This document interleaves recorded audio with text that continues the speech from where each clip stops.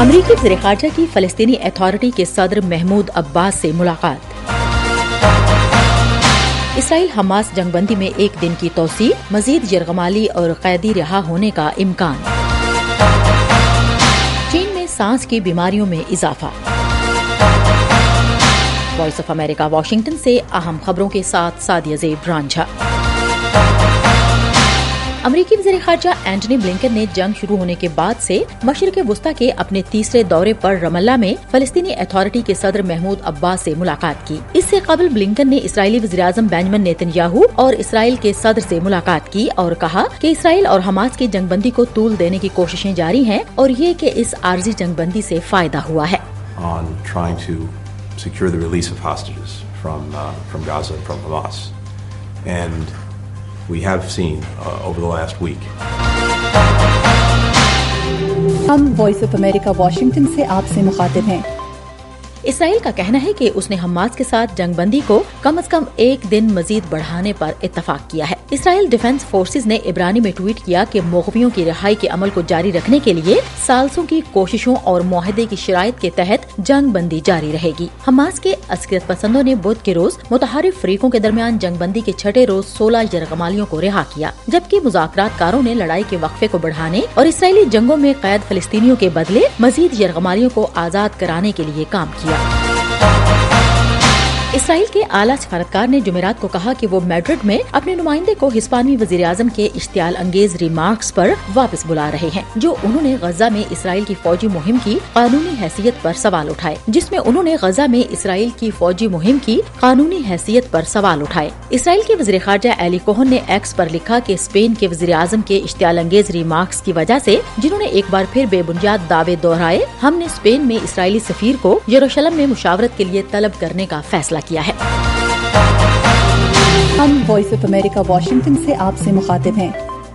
Dubai آج سے آئندہ 2 ہفتوں تک اقوام متحدہ کی آب و ہوا سے متعلق کانفرنس COP28 کی میزبانی کر رہا ہے، جس میں امید کی جا رہی ہے کہ صدی کے آخر تک کرۂ ارض کو بہت زیادہ گرم ہونے سے بچانے کے لیے نئے طریقوں پر اتفاق کیا جائے، لیکن اس بارے میں شکوک و شبہات برقرار ہیں کہ تیل سے مالا مال یہ ملک آب و ہوا کے بحران کو ختم کرنے میں کس حد تک مدد کرے گا۔ ان شبہات کی وجہ اس ملک کا فوسل فیول پر انحصار ہے۔ گزشتہ سال مصر میں ہونے والی کانفرنس کے بعد سے دنیا مزید گرم ہو گئی ہے۔ کچھ ماہرین کا کہنا ہے کہ 2023 ریکارڈ کیا گیا گرم ترین سال ہے۔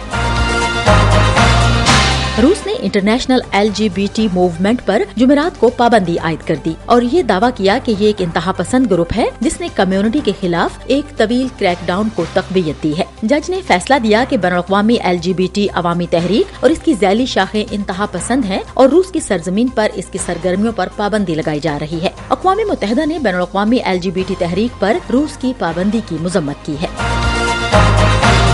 ہم وائس آف امریکہ واشنگٹن سے آپ سے مخاطب ہیں۔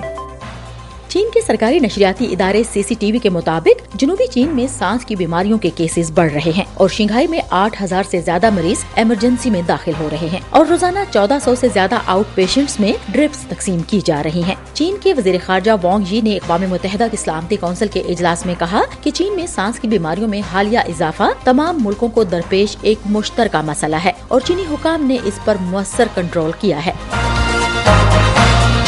اور عالمی ادارہ صحت نے جمعرات کو متنبع کیا کہ موسمیاتی تبدیلی ملیریا کے خلاف جنگ کو مزید مشکل بنا رہی ہے، جبکہ یہ مہم پہلے ہی کووڈ-19 وبائی امراض کے دوران بہت پیچھے چلی گئی ہے۔ WHO کے سربراہ نے کہا کہ بدلتی ہوئی آب و ہوا ملیریا کے خلاف پیش رفت کے لیے خطرہ ہے، خاص طور پر کمزور علاقوں میں۔ اقوام متحدہ کی صحت کی ایجنسی نے کہا کہ درجہ حرارت، نمی اور شدید بارشیں مچھروں کی بقا کو متاثر کرتی ہیں جو بیماری کا باعث بنتے ہیں۔ شدید موسمی واقعات جیسے ہیٹ ویوز اور سیلاب بھی کیسز کو بڑھاتے ہیں۔ 2022 میں ملیریا کے 249 ملین کیسز ریکارڈ کیے گئے اور اس سے 6,08,000 اموات ہوئیں۔